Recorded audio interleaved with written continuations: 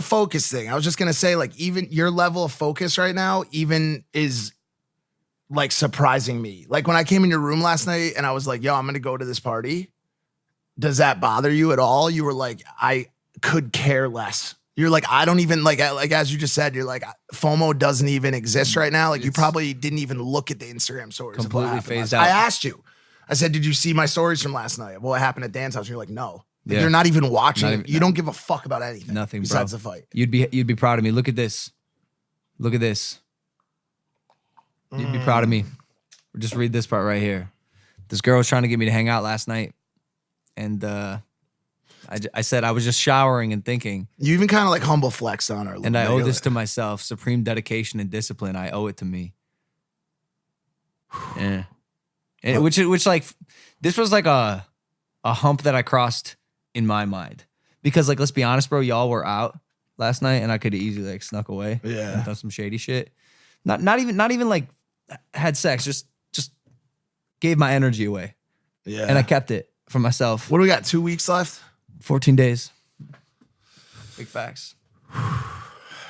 So much, bro. I just want to let you know, dude, that it's been an honor being your friend up until this point and like a brother.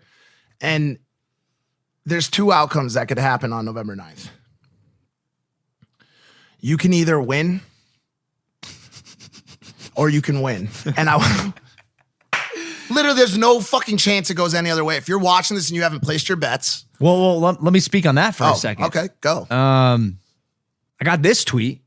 This guy bet $30K on the kid. 30 racks? $30,000. By the way, to win $16,000. Because Vegas knows, bro. Like they're not gonna pay out all this extra money, bro. If you bet $100, you get like $5 back. They're like, we knew it was gonna happen, bro. It's funny because on like social media and Twitter, the favorite seems to be JJ. Yeah. And I think it's actually swaying with the amount of content we're releasing. Because I think people realize I'm not fucking around this year. Yeah. And you also but look in real life, you know, I mean, let's be honest. What are we talking about here? Right now, the fight, November 9th. Yeah, no, I know, but just like we're, you know, what's good. I think they got it right with this, with the odds. What about your current look and feel? You look like a caged monster, bro. Like what are you weighing right now? Yeah, I go to sleep about 208, which means, you know, I got to weigh in at 200 pounds. I'm going to be down 8 pounds by the fight. But yeah, definitely feeling strong, like just thick. And it was interesting because last year I was I felt super lean, but we conditioned the wrong way. We just conditioned to run. And this year it's like an extreme boxing conditioning. Yeah. And I know people are concerned about the capacity of air I have in my lungs, because last year that was the problem. It was an adrenaline dump. But this year it's just going to be a completely different fight. You're rocking 10-mile runs like fucking like nothing, like a walk in the grocery store. Yeah. And this media workout went really well the other day. And media workouts are so interesting to me because I still have to get used to them, because I haven't done that many. And as much as I like to be a showman, ideally I'd like to show off a little more. And the more I do, the better I'm going to get at them. And there was actually a clip that came out right before this. I want to play this. Do you know this dude? Do you know this dude, Dylan Donis?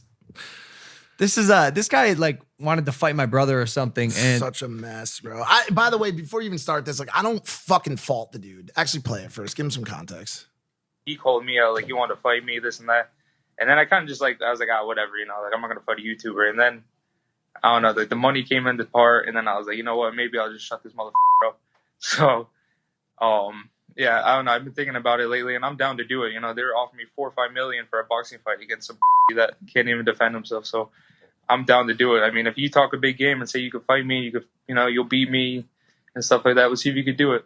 Wait, so who's offering you $4 to $5 million?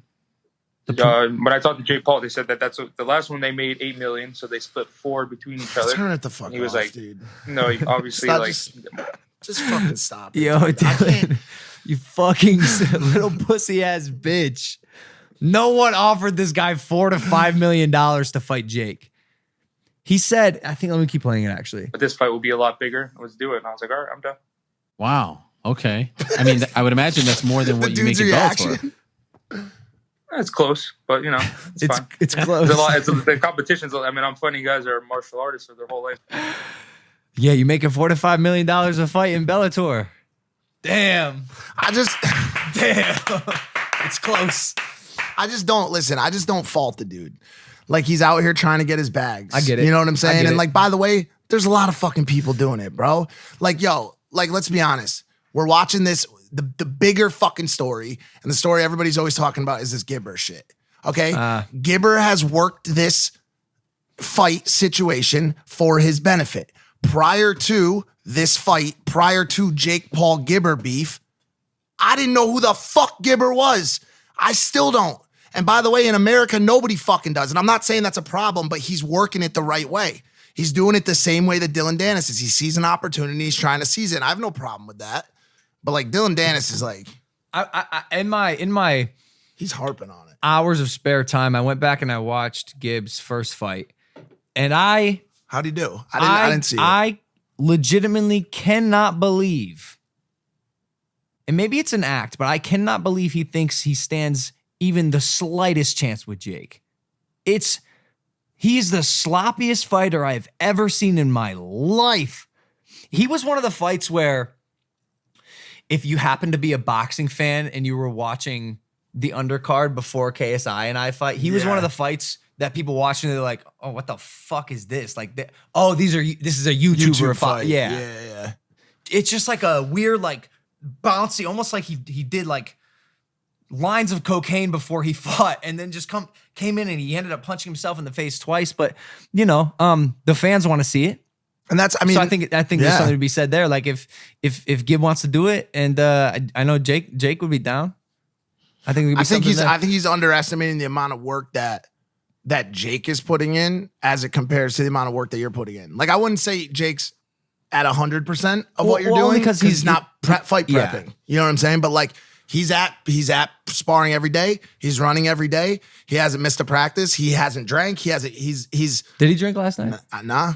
Wow. He didn't drink last night. He's prepping for a fight that have we talked about, like, I don't even know if I can say this, but like, stop like thinking about November 9th for a Jake Paul fight. Is that no? fair? They know. Yeah, there's no November 9th Jake Paul fight. Like, Keemstar stopped talking about it. Gibbs stopped talking about it. The undercard is not going to have Jake Paul on it. Like, we can say that without a shadow of a fucking doubt. He's gonna have his own fight. Face Sensei got a fight though. I did see that. I'm actually really excited for that fight. He's fighting another MMA YouTuber. He's an MMA YouTuber. I think he has a family channel. I believe his name is Josh Bruckner. He's an MMA fighter with a family channel. He's like your dream. One day, bro. But yeah, look at this kid. Super good looking kid. Friendly guy. I know he was chirping at me for a little bit, but I kind of didn't entertain it because I didn't know who he was. But now he's on my radar. He's gonna be fighting Face Sensei, which should be a good fight. Two like pro guys. Yeah. Novice level pros. Would that be like the core undercard? Is that like the one right before yours? Probably, right? No, hell no. Bro. No, there's like pro boxers fighting, Billy right? Joe Saunders is fighting for the title. Crazy. On our undercard. Crazy. That's the zone shit. That's the zone shit, bro. That's what legitimizes this so much. Look at this guy, dude. Look at that. Happy family and whatnot. Just making YouTube videos and beating people up.